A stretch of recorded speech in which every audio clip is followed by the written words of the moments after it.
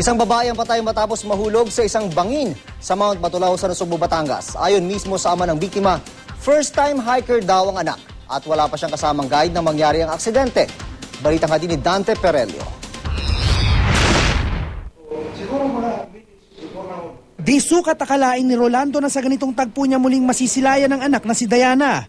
Nitong Miyerkules daw ng umaga, nang magpaalam ang 27 taong gulang na anak, naaakyat sa Mount Batulao sa Nasugbu, Batangas, kasama ang mga kaibigan. Dahil first-time hiker si Diana, agad daw itong tumawag sa ama para ibalita na narating na niya ang tuktok ng bundok. Masaya pa raw nitong kinukwento ang magagandang tanawin, pero ito na pala ang huling pag-uusap ng mag-ama. Sabi ko, huwag kayong magtatagal dyan. Sabi ko, ano yun, huwag kayong magpapagabi, bumalik na kayo. Sabi niya, bababa na kami maya-maya.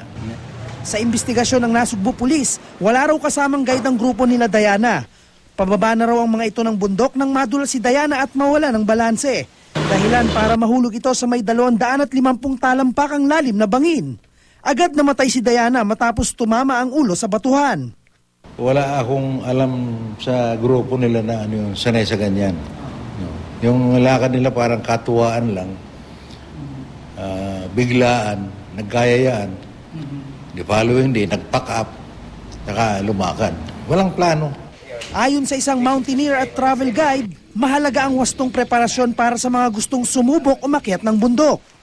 Mahalaga ring galangin ang paniniwala at alituntunin ng mga taong naninirahan dito at huwag lumakad ng walang kasamang guide. Kahit nakaupo ka lang, pwede kang ma-aksidente. But if you know what you're doing, if you've planned for what you want to do, then accidents can be minimized or more can be prevented. Kailangan din daw ang tamang kagamitan bilang proteksyon. Better na magdala ng headlamp. Okay? Ang headlamp is mas okay kesa sa flashlight. Dapat yung sole, may spikes, kumbaga.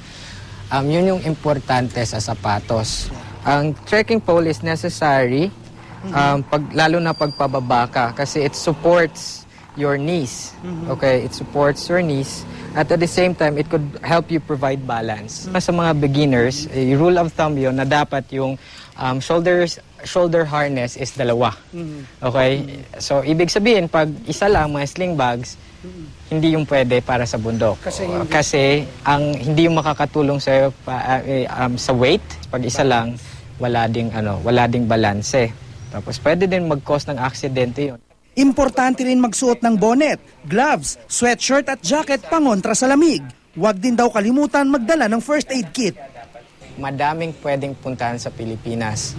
Madaming pwedeng puntahan ng magaganda sa Pilipinas. At karamihan dito ay nasa outdoors. Sayang naman kung matatakot ka at hindi mo mapupuntahan yung mga lugar na to. Ayun, yun nga lang, kailangan mo magplano.